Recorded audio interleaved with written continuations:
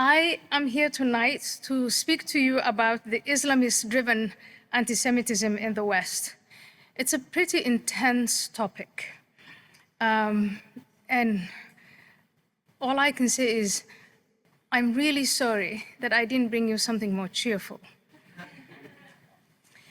I'm going to start with an anecdote. A few weeks ago, I went to a hair salon in a small village in remote Britain. I say Britain because I'm constantly hiding where I am, but trust me, it's very remote and very small. My stylist was a white, middle-aged male with tattoos and punched earlobes. Like most stylists, he was making small talk. He was complaining about the high cost of living, as many people in Britain do these days. He said he had always voted Labour, but now regretted it as they were making things worse. The radio was on, playing music interrupted by a brief news bulletin. There was an update on Russia's war on Ukraine. My hairstylist said, "There you have it. It's the Rothschilds." I told him I didn't understand what he was trying to tell me, and he went into detail. The Rothschilds make their money from war, he said, and they control the world. When I gasped, "The whole world?"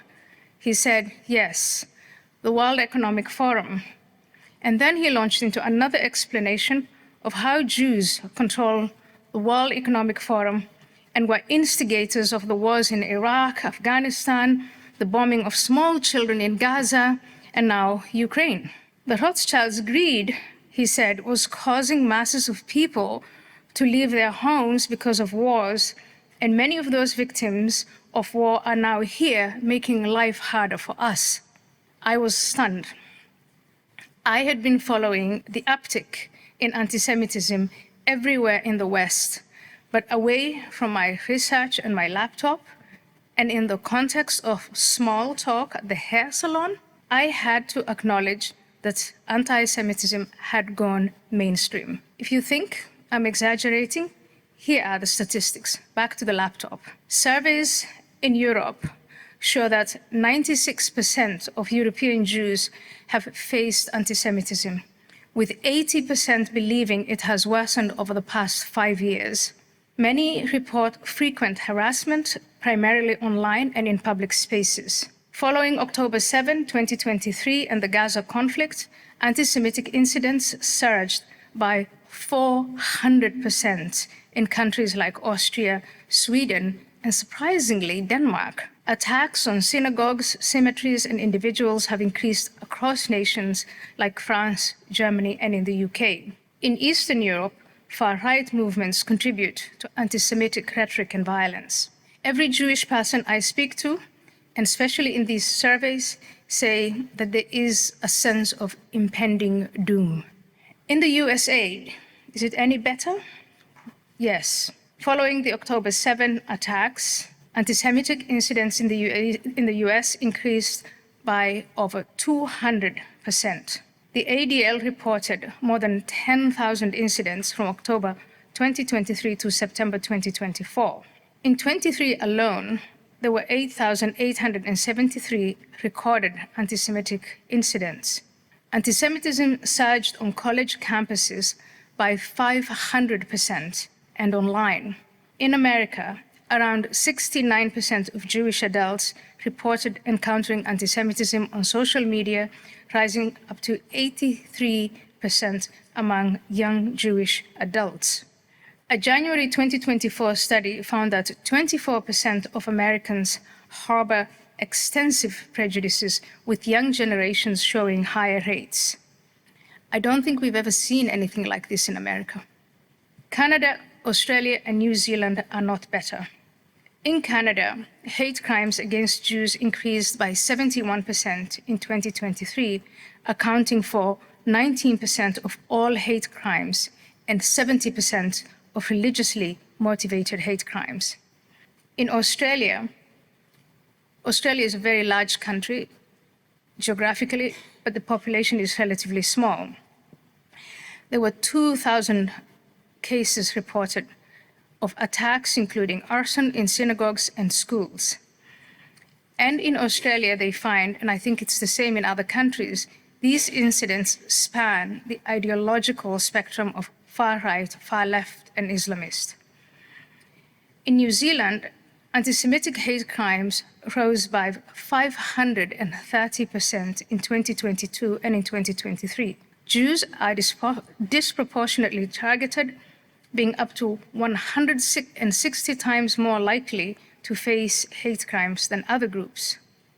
Schools have been a major site of anti-Semitism, with 80% of Jewish students experiencing prejudice since at least October 2023. I don't know how much on Islamism, how much knowledge on Islamism to assume among this group here tonight. I will address the clarification of Islamism versus regular Muslims during the Q&A, but in the interest of time, I want to move on. And before I move on, I want to give you a taste of the Islamist-driven hatred of Jews. Please play the video. من حالة نفسية مضطربة لأنهم هم سارقون، هم معتدون، والسارق والمعتدي الذي أخذ مالا بغير حق أو أرضا بغير حق يظل في اضطراب نفسي واضطراب في وجداني أنه أخذ شيئا واعتدى عليه.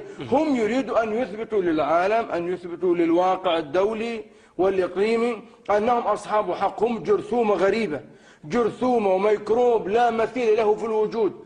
والله مش أنا الذي أقول، القرآن الكريم وصفهم بأنهم لا يوجد لهم مثيل. لتجدن أشد الناس عداوة للذين آمنوا اليهود. يهلك هيك قرفة ناس لا عندهم لا دين ولا مبدأ ولا ضمير ولا. أنا أستنكر ممن يؤمن بالتطبيع معهم، ممن يؤمن بالجلوس معهم، ممن يؤمن أن هؤلاء بشر ليسوا بشر وليسوا أناس وليسوا لا بذوات دين ولا ضمير ولا أخلاق. وإحنا كراهيتنا أو كرهنا لليهود من منطلق عقيدة. القرآن هو اللي بيدعونا أن احنا نكرههم وما نحبهمش. لو أن اليهود تركوا لنا فلسطين خلاص يبقوا حبايبنا؟ لا طبعا، عمرهم ما هيبقوا حبايبنا إطلاقا. عقيدتك في اليهود: واحد أنهم كفار، اثنين أنهم أعداء. مش أعداء عشان يحتلوا فلسطين، وإنما هم أعداء ولو لم يحتلوا شيئا. نحن نعادي يهود حتى ولو أعادوا إلينا فلسطين لأنهم كفار. هؤلاء هم اليهود باختصار. وإن لنا عندهم نحن المسلمين لثأرا لا والله لن ينقضي إلا باستئصالهم بإذن الله تعالى، لأنهم حاولوا ابتداء قتل نبينا صلى الله عليه وسلم مرات. أعداء المسلمين بعد إبليس هم اليهود. من الذي قال ذلك؟ الله.